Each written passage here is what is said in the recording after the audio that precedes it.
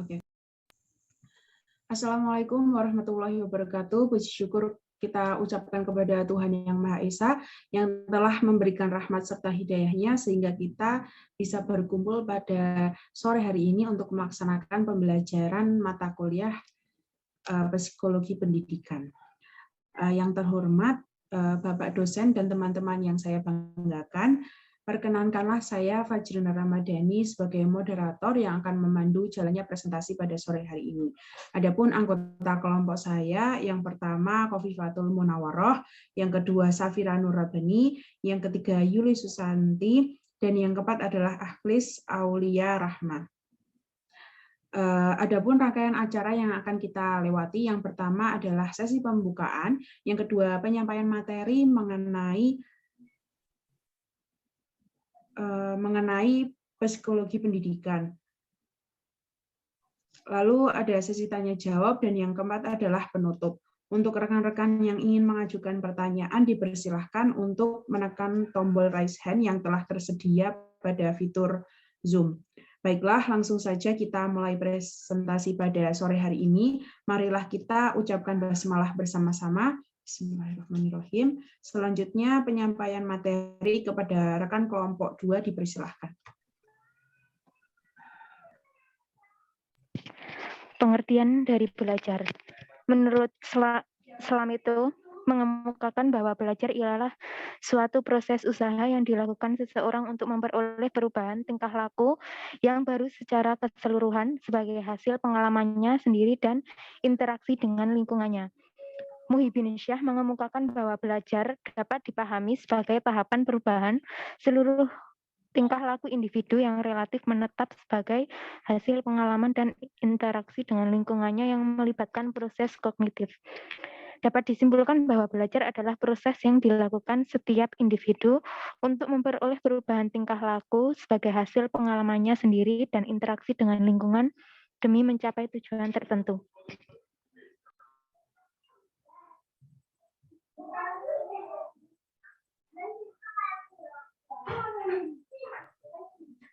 Selanjutnya ada jenis belajar. Yang pertama adalah belajar bagian. Belajar bagian adalah part learning atau fractioned learning, mempelajari saja atau gerakan motoris. Umumnya belajar bagian dilakukan oleh seseorang bila ia dihadapkan pada materi belajar yang luas atau ekstensif, misalnya mempelajari saja atau gerakan-gerakan motoris seperti bermain silat. Yang kedua, belajar dengan wawasan, pokok utama dalam psikologi belajar dan berpikir. Konsep ini diperkenalkan oleh W. Kohler, salah satu tokoh psikologi Gestalt pada permulaan tahun 1971. Sebagai suatu konsep, wawasan atau insight merupakan pokok utama dalam pembicaraan psikologi belajar dan berpikir. Menurut Gestalt, teori wawasan merupakan proses mereorganisasikan pola-pola tingkah laku yang ada hubungannya dengan penyelesaian suatu persoalan. Yang ketiga adalah belajar diskriminatif, memilih sifat, situasi, dan menjadikannya sebagai pedoman dalam bertingkah laku. Belajar diskriminatif diartikan sebagai suatu usaha untuk memilih beberapa sifat, situasi, atau stimulus, dan akhirnya menjadikan sebagai pedoman dalam bertingkah laku. Yang keempat ada belajar global. Bahan pelajaran dipelajari secara keseluruhan. Belajar global di sini, bahan pelajaran dipelajari secara keseluruhan, berulang sampai pelajar menguasainya, lawan dari belajar bagian. Metode belajar ini sering juga disebut metode Gestalt. Yang kelima, belajar insidental, belajar yang tidak ada instruksi. Belajar incidental atau incidental learning.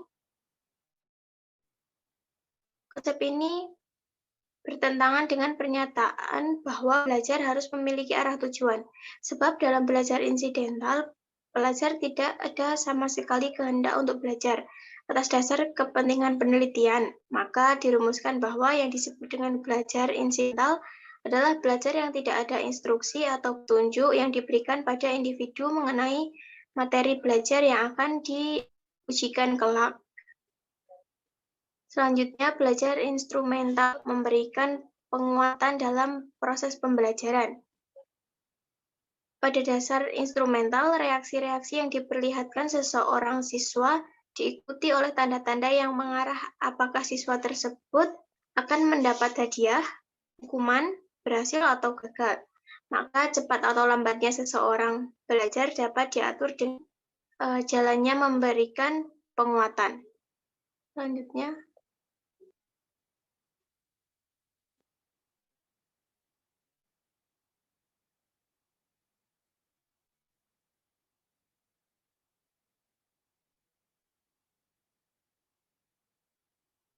yang selanjutnya ada belajar intensional, perubahan dalam belajar terarah. Perubahan dalam belajar bertujuan atau terarah. Ini bermakna bahwa perubahan tingkah laku ini terjadi karena adanya tujuan yang ingin dicapai. Yang ke-8 adalah belajar laten. Belajar dalam perubahan tidak dapat dilihat secara segera. Belajar dalam perubahan yang terjadi tidak dapat dilihat secara segera. Cara belajar ini tidak dianggap ada faktor atau kondisi yang ada sebelum belajar. Selanjutnya, belajar mental. Belajar dengan cara melakukan observasi tingkah laku orang lain. Kemudian, belajar produktif. Belajar dengan maksimum. Belajar dikatakan produktif bila individu mampu mentransfer prinsip menyelesaikan satu persoalan dalam situasi ke situasi yang lain. Yang terakhir adalah belajar verbal. Belajar mengenai materi verbal melalui latihan dan ingatan.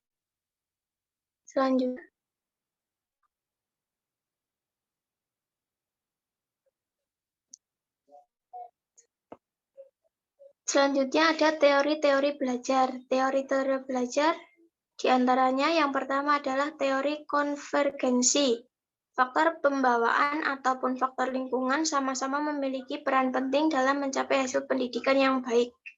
Teori konvergensi yang dikemukakan oleh Louis William Stern mengungkapkan bahwa perkembangan bukan hanya dapat dilihat dari salah satu faktor pembawaan atau hereditas, tetapi dapat dikatakan bahwa pengaruh kerjasama antara faktor internal dan eksternal ataupun faktor-faktor dasar dan faktor-faktor ajar. Faktor pembawaan ataupun faktor lingkungan sama-sama memiliki peran penting dalam mencapai hasil pendidikan yang baik. Berdasarkan teori ini dapat disimpulkan bahwa hasil pendidikan itu tergantung dari pembawaan dan lingkungan, seakan-akan seperti dua garis yang menuju ke satu titik.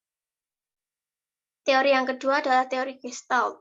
Belajar yang penting bukan mengulangi hal-hal yang harus dipelajari, tetapi mengerti atau memperoleh insight. Teori ini dikemukakan oleh Kopf dan Kohler dari Jerman. Hukum yang berlaku pada pengamatan adalah sama dengan hukum dalam belajar, yaitu Gestalt mempunyai sesuatu yang melebihi jumlah unsur-unsurnya. Gestalt timbul lebih dahulu daripada bagian-bagiannya. Jadi, dalam belajar yang penting adalah adanya penyesuaian. Penyesuaian pertama yaitu memperoleh respon yang tepat untuk memecahkan problem yang dihadapi. Belajar yang penting bukan mengulangi hal-hal yang harus dipelajari, tetapi mengerti atau memperoleh insight. Selanjutnya, sifat-sifat insight dalam belajar adalah sebagai berikut. Insight tergantung dari kemampuan dasar, insight tergantung dari pengalaman masa lampau yang relevan. Insight hanya timbul apabila situasi belajar diatur sedemikian rupa sehingga segala aspek yang perlu dapat diamati. Insight adalah hal yang harus dicari, tidak dapat jatuh dari langit. Belajar dengan insight dapat diulangi. Insight sekali dapat digunakan untuk menghadapi situasi-situasi baru. Yang selanjutnya adalah teori Ergagne. Belajar adalah suatu proses untuk memperoleh motivasi, pengetahuan, keterampilan, tingkah laku, dan kebiasaan. Masalah belajar, Gagne memberikan dua definisi dari Slameto, menyatakan bahwa Belajar adalah suatu proses untuk memperoleh motivasi dalam pengetahuan, keterampilan, kebiasaan, dan tingkah laku. Yang kedua, belajar adalah pengetahuan atau keterampilan yang diperoleh oleh instruksi. Gagna mengungkapkan bahwa segala sesuatu yang dipelajari oleh manusia dapat dibagi menjadi 5 kategori dalam Salameto yang disebut the domain of learning, yaitu keterampilan motoris, informasi verbal, kemampuan verbal, strategi kognitif, dan sikap. Selanjutnya, silahkan.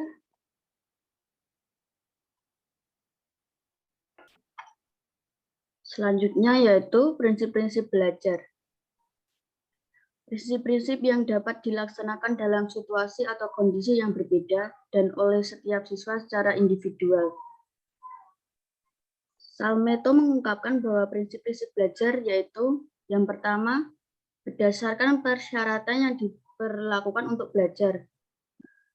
Dalam belajar, siswa diusahakan harus berpartisipasi aktif, meningkatkan minat, dan membimbing untuk mencapai tujuan intelektual. Belajar harus dapat menimbulkan refreshment dan motivasi yang kuat pada siswa untuk mencapai tujuan intelektual. Belajar perlu lingkungan yang menantang di mana anak dapat mengembangkan kemampuan bereksplorasi dan belajar dengan efektif. Belajar perlu ada interaksi siswa dengan lingkungan. Yang kedua yaitu sesuai hakikat belajar. Belajar itu proses kontinu, maka harus melalui tahap demi tahap dan perkembangan. Belajar adalah proses original, adaptasi, eksplorasi, dan diskonversi. Belajar adalah proses kontinu, hubungan antara pengertian yang satu dan pengertian yang lain. Yang ketiga yaitu sesuai materi yang harus dipelajari. Belajar bersifat keseluruhan dan materi itu harus memiliki struktur penyajian yang sederhana sehingga siswa mudah menangkap pengertiannya. Belajar harus dapat mengembangkan kemampuan tertentu sesuai dengan tujuan intelektual yang harus dicapai. Yang keempat yaitu syarat keberhasilan belajar. Belajar memerlukan sarana dan prasarana yang cukup. Repetisi dalam proses belajar perlu ulangan berkali-kali agar pengertian atau keterampilan lain sikap itu mendalam pada siswa. Selanjutnya. Oke, yang selanjutnya yaitu makna dan ciri belajar. Yang pertama yaitu perubahan terjadi secara sadar. Setiap individu yang belajar akan sadar dan mengetahui bahwa dirinya mengalami perubahan. Misalnya pengetahuannya bertambah atau kemampuannya bertambah. Jadi perubahan tingkah laku yang terjadi karena mabuk atau dalam keadaan tidak sadar tidak termasuk ke dalam belajar karena individu yang bersangkutan tidak menyadari akan perubahan tersebut. Kemudian yang kedua yaitu perubahan dalam belajar bersifat fungsional. Sebagai hasil dari belajar yang dialami oleh seseorang adalah berlangsung secara terus-menerus. Suatu perubahan akan bermanfaat bagi perubahan selanjutnya dan proses belajar selanjutnya. Kemudian, ketiga, perubahan dalam belajar bersifat positif dan aktif. Perubahan bersifat positif adalah ketika perubahan tersebut menuju ke arah yang lebih baik. Jadi semakin banyak belajar, maka semakin banyak perubahan yang akan diperoleh. Sedangkan aktif adalah perubahan tidak terjadi dengan sendirinya karena usaha individu tersebut. Kemudian yang keempat yaitu perubahan dalam belajar bukan bersifat sementara. Perubahan yang terjadi dalam belajar bukan bersifat sementara ini seperti orang yang menangis atau berkeringat. Perubahan tersebut terjadi karena proses belajar yang permanen. Jadi perubahan yang terjadi karena bersifat menetap. Seperti kecakapan seorang anak yang belajar bermain biola setelah belajar. Ia tidak akan kehilangan kecakapannya, melainkan akan terus berkembang bila ia selalu dipergunakan dan dilatih. Kemudian, perubahan dalam belajar bertujuan dan terarah. Perubahan dalam belajar bertujuan atau terarah Ini bermakna bahwa perubahan tingkah laku itu terjadi karena ada tujuan yang ingin dicapai. Seperti seorang anak yang belajar bahasa Inggris, ia ingin sampai bisa berkomunikasi dalam bahasa Inggris. Yang terakhir, perubahan mencakup seluruh aspek tingkah laku. Perubahan yang diperoleh individu setelah melalui proses belajar meliputi proses keseluruhan tingkah laku.